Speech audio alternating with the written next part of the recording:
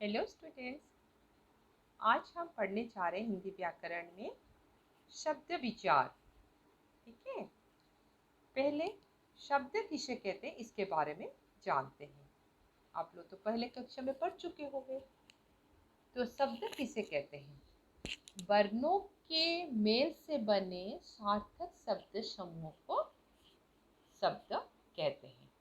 ठीक है, तो शब्द किसे कहते हैं आप याद कर लीजिए। वर्णों के मेल से बने सार्थक शब्द समूह को शब्द कहते हैं।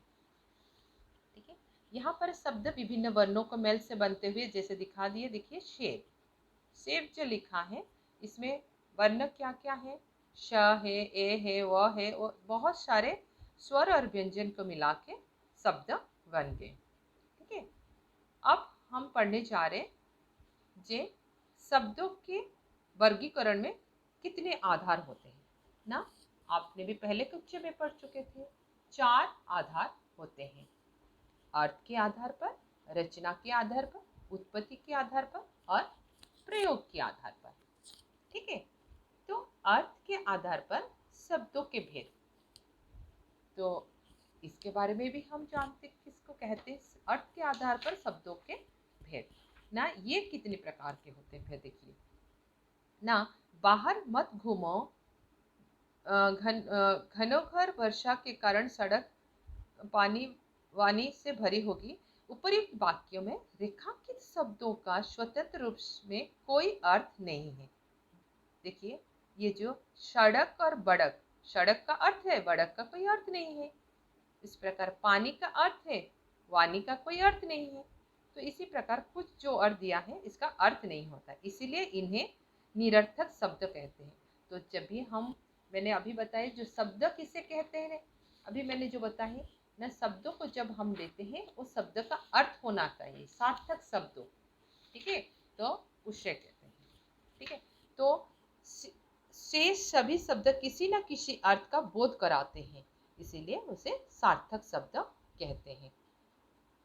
घनोघर, वर्षा, बाहर, मत, इसका सभी का अर्थ है। ये शब्द ही भाषा का वैभव है। वाक्यों के रचना में ये शब्द सहायक होता है। तो अभी अर्थ के आधार पर शब्दों के भेद दिया गया है। एकार्थी शब्द, अनेकार्थी शब्द, पर्यायवाची शब्द, विपरीत शब्द। एकार्थी शब्द किसे कहते हैं? एकार्थी दिया गया है, इसका मतलब इन शब्दों के, देखिए ध्यान से, इन शब्दों के एक ही निश्चित अर्थ होता है, मतलब उसका एक ही अर्थ होता है, उससे कहते हैं एकार्थी शब्द, जिसमें एक ही अर्थ होता है। कुछ कुछ अर्थ में बहुत सारे अर्थ होते हैं, समानार्थी वाले शब्द होता है, उसे पर्यायवाची कहते हैं या समानार्थी। परंतु एकार्थी शब्द में एक ही अर्थ होता है। पर उदाहरण तरह से देखिए, जैसे मंत्री, मकान, ऐनक आदि। अनेकार्थी शब्द, कुछ शब्द में एक से अधिक अर्थ होता है। इसका अर्थ क्या है? इसका मतलब देखिए, अनेकार्थी शब्द कुछ शब्दों, एक ही शब्द है, उसका अर्थ अलग अलग है। जैसे फल, जो हम फल खाते हैं, फ्रूट्स, उसको कहते हैं। और एक फल होते हैं परिणाम, रिजल्ट को कहते हैं। और हार, हार का अर्थ गले में जो हार पहनते हैं, माला, और हार जाना, हारना। तो देखिए, एक शब्द का दो भिन्न अर्थ है। पर्यायवाची शब्द किसे कहते हैं ना? समान अर्थ वाले शब्दों को पर्यायवाची शब्द कहते हैं। जैसे बादल, बादल का कितने सारे अर्थ देखिए। एक मेघ, मेघ मतलब भी बादल, घन मतलब भी बादल, जलद मतलब भी बादल। तो इसीलिए इसे पर्यायवाची शब्द कहते हैं या समानार्थी शब्द भी कहते हैं। विपरीतार्थी शब्द किसे कहते हैं ना? शब्द को उल्टा अर्थ देने वाले शब्दों को, जिसे कहते हैं अंग्रेजी में ऑपोजिट वर्ड्स। जैसे देखिए, गुण, अवगुण, चतुर, मूर्ख। ठीक है, तो हम अभी जो पढ़े, जो अर्थ के आधार पर 4 प्रकार है, जो एकार्थी, अनेकार्थी, पर्यायवाची, विपरीत। अभी हम पढ़ने जा रहे रचना के आधार पर या विपरीत आधार पर शब्दों के भेद। ये भी 3 प्रकार के होते हैं। रूढ़ शब्द, रूढ़, और एक है यौगिक और योगरूढ़ शब्द। रूढ़ शब्द किसे कहते हैं, पहले इसको जानते हैं ना। रूढ़ शब्द, ये वाले शब्द जो होता है वो, देखिए एक उदाहरण दिए, पाठशाला के सरोवर में पंकज खिले खिले हैं। ऊपर लिखे वाक्यों में रचना के आधार पर 3 प्रकार के शब्द प्रयुक्त है। ठीक है, तो सरोवर शब्द से श, रो व र दिया गया है। ठीक है, तो यहाँ पर जो इतने सारे शब्द दिए गए हैं व्यंजन रूप में खंडित करके कोई अर्थ नहीं निकलता। इसका मतलब क्या है, जो सरोवर को जब खंडित मतलब अलग करेंगे, ऐसे अलग कर दिए, तो इसका कोई भी अर्थ नहीं होता है, उससे कहते हैं रूढ़ शब्द। मतलब एक ही अर्थ होता है, उसका दूसरा अर्थ नहीं होता, तो इसे कहते हैं रूढ़ शब्द। ठीक है, ध्यान दीजिए, ये शब्दों को ध्यान से पढ़िए और सुनिए। अच्छा, और एक मैं उदाहरण दे रही हूँ रूढ़ शब्द का, घर। यदि मैंने ऐसे शब्दों जैसे मैंने लिखा घर, घर, तो घर को अलग कर दीजिए, घ का कोई अर्थ नहीं है, र में कोई अर्थ नहीं बनता है। तो रूढ़ शब्द ऐसे शब्द हैं जो किसी विशेष अर्थ को लिए प्रसिद्ध हो जाता है, इनके टुकड़े नहीं किए जा सकते, इन्हें मूल शब्द भी कहते हैं।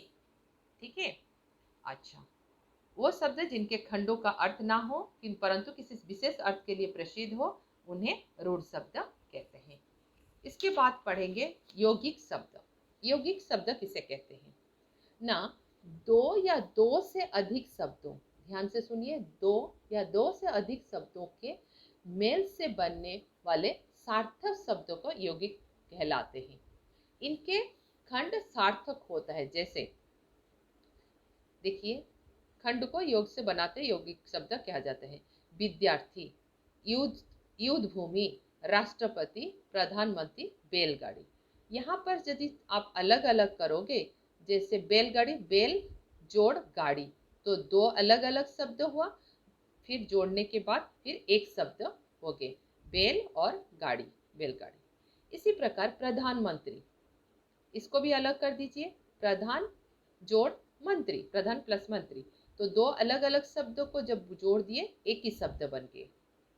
इसके बाद इसी प्रकार राष्ट्रपति, युद्ध भूमि, राष्ट्रपति, राष्ट्र जोड़ पति, है ना, तो इसे कहते हैं योगरूढ़ शब्द, यौगिक शब्द।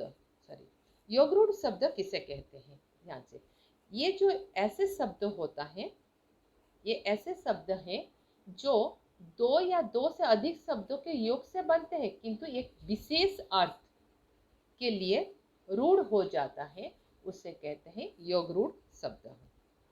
देखिए, पंकज शब्द भी सार्थक शब्दों से मिलकर बना है। पंकज, पंक का अर्थ होता है कीचड़, ज का अर्थ होता है उत्पन्न होना। ध्यान से देखिए, दो अर्थ है, पंक का अर्थ होता है कीचड़ और ज का अर्थ होता है उत्पन्न होना, अर्थात कीचड़ से उत्पन्न हुआ है, इसका अर्थ दे दिया। कीचड़ में उत्पन्न होता है, तो कीचड़ में कौन उत्पन्न होता है ना, कमल। तो यहाँ पर पंकज का अर्थ हो गया क्या है ना, कमल। जब उसको हम रूढ़ कर दिए, अलग कर दिए, परंतु दो भिन्न भिन्न अर्थ मिलने के बाद दूसरा अर्थ निकलते हैं, उससे कहते हैं योगरूढ़ शब्द। और एक उदाहरण दे रही हूँ, दशानन।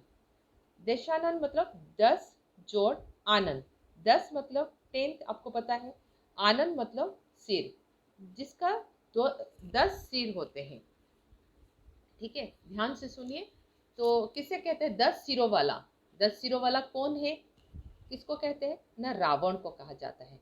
तो देखिए, दशानन को अलग कर दिए, 10 जोड़ आनंद व 10 प्लस आनंद, तो फिर दूसरा अर्थ जो निकला वो क्या है ना, अर्थ निकला जो रावण, दशानन को रावण कहते हैं। ठीक है, इसके बाद हम आगे पढ़ेंगे उत्पत्ति के आधार पर शब्दों के भेद। अच्छा, उत्पत्ति के आधार पर शब्दों के भेद। सिर पर पगड़ी बांधे कृषक ट्रैक्टर से अपने खेत के जोत रहा है। ऊपर लिखे वाक्य में उत्पत्ति के आधार पर 4 प्रकार के शब्द प्रयुक्त हैं। अच्छा, क्या क्या है मैं आपको बता देती हूँ। देखिए, इतने सारे दे दिए, मैं बताती हूँ। जो एक होता है जो संस्कृत शब्द मूल रूप से हिंदी में प्रयुक्त होता है उसे तत्सम शब्द कहते हैं। और एक है तद्भव शब्द है, दूसरा है विदेशी शब्द है, और एक है देशज शब्द है। ठीक है। और जब 8 में जाओगे तो संकर शब्द पढ़ोगे, इसमें 4 दिए गए हैं। तो उत्पत्ति के आधार पर 4 भेद दिए गए हैं। क्या क्या आपने पढ़े? तत्सम शब्द, तद्भव शब्द, विदेशी शब्द और देशज शब्द। हम पढ़ने जा रहे जे तत्सम शब्द किससे कहते हैं इसके बारे में हम जानते हैं ना। तत्सम शब्द होता है संस्कृत के वो शब्द जो हिंदी में ज्यों त्यों के लिए जाते हैं उसे तत्सम शब्द कहते हैं। ठीक है। अच्छा, इसमें दिए गए हैं, देखिए एक संस्कृत शब्द जो घृत दिया गया है, घृत, अग्नि, पंच, सूर्य, ये सारे संस्कृत शब्द। इसका जो हिंदी अर्थ होता है तो क्या है? घृत मतलब घी, अग्नि मतलब आग, पंच मतलब 5, सूर्य मतलब सूरज को कहते हैं। इसी प्रकार संस्कृत शब्द है। अच्छा, इसके बाद पढ़ेंगे तत्सम शब्द। वो शब्द है जो रूप परिवर्तन के साथ हिंदी शब्दावली में आ गए हैं, उसे तत्सम शब्द कहते हैं। ठीक है। मैंने अभी थोड़ी देर पहले बताया, घृत का हो गया घी। ठीक है। तद्भव शब्द मतलब तत्सम शब्द घृत और तद्भव शब्द हो गया घी। अग्नि हो गया तत्सम शब्द, उसका तद्भव शब्द हो गया आग। पंच तो हो गया आपकी तत्सम शब्द, 5 हो गया तद्भव शब्द। सूरज हो गया आपकी तत्सम शब्द, सूर्य हो गया आपकी तत्सम शब्द, सूरज हो गया आपकी तद्भव शब्द। इसी प्रकार इसके बाद हम पढ़ने जा रहे हैं ना, क्या पढ़ने जा रहे हैं? विदेशी शब्द। विदेशी शब्द वो शब्द जो अंग्रेजी, फारसी, अरबी आदि विदेशी भाषाओं से हिंदी में आ गया है, जो हम हिंदी में प्रयोग करते हैं। जैसे उदाहरण के तरफ से दे रही हूँ, जैसे देखिए school, station, doctor, master, office, pencil, coat, machine, desk आदि। ये सारे शब्द क्या है ना, अंग्रेजी शब्द जो हिंदी में आजकल हम प्रयोग करते हैं। बहुत सारे हम देशों से, विदेशी भाषाओं से लिए गए, अरबी, फारसी, तुर्की। जैसे देखिए अरबी में कुछ उदाहरण दिए गए, कागज, वो अरबी भाषा से लिए गए हैं। कागज, कानून, अमीर। फारसी में से किताब, जल्दी, बाग। तुर्की में से गलीचा, बेगम, बहादुर। पुर्तगाली शब्दों से कमीज, तौलिया। ये सारे शब्द हैं जो हम हिंदी में अभी लिखते हैं, पढ़ते हैं और बोलते हैं। इसके बाद हम देशज शब्द, ऐसे शब्द जो लोक प्रचलित है और अपने अपने देश की बोलचाल में हम प्रयोग करते हैं, भाषा से बनते हैं तथा जिनका स्रोत निश्चित पता नहीं है, देशज शब्द कहते हैं। जैसे हम घरेलू प्रयोग करते हैं, खिड़की, लकड़ी, लोटा, डिबिया, झाड़ू आदि। ठीक है। और तत्सम तद्भव शब्दों का कुछ उदाहरण इसमें दिया गया है, तो देखिए आप ध्यान से उसको याद कीजिए। मैंने अभी थोड़ी देर पहले बताया हाथ, हस्त तत्सम शब्द, इसका तद्भव शब्द हाथ है। कार्य, काम, स्वर्ण, सोना, सर्प, शाम। ये सारे शब्दों को आप पढ़िए और याद रखिए, अभ्यास कीजिए। ठीक है। इसके बाद हम आगे पढ़ने जा रहे हैं प्रयोग की दृष्टि से शब्दों के भेद। विकारी शब्द ये भी 2 प्रकार के होते हैं, विकारी शब्द और अविकारी शब्द। विकारी शब्द क्या है इसके बारे में जानते हैं। विकारी का अर्थ होता है ना परिवर्तन। ठीक है। परिवर्तन, जो शब्द लिंग, वचन, कारक, लिंग देखिए संज्ञा, सर्वनाम, विशेषण, क्रिया, जो शब्द लिंग, वचन, कारक, काल के आदि का प्रभाव से बदल जाते हैं उसे कहते हैं विकारी शब्द। अभिकारी शब्द में वो बदलता नहीं है, जैसे क्रिया विशेषण शब्द, संबंधबोधक, समुच्चयबोधक और विस्मयादिबोधक। विकारी शब्द जिन शब्दों के लिंग, वचन, कारक के आधार पर रूपांतर आ जाते हैं विकारी शब्द कहलाते हैं। लड़का, बूढ़ा, मैं, अच्छा, पढ़ना आदि। जैसे उदाहरण की तरफ से मैं समझा रही हूँ, लड़का कि किस प्रकार परिवर्तन होगा, यदि स्त्रीलिंग हो जाए तो लड़की, बहुवचन हो जाए तो लड़के। इसी प्रकार इस सब संज्ञा शब्द का परिवर्तन होता है। अभिकारी शब्द कभी परिवर्तन, जिन शब्दों का लिंग वचन कारक आधार पर कोई भी विकार मतलब परिवर्तन नहीं होता है।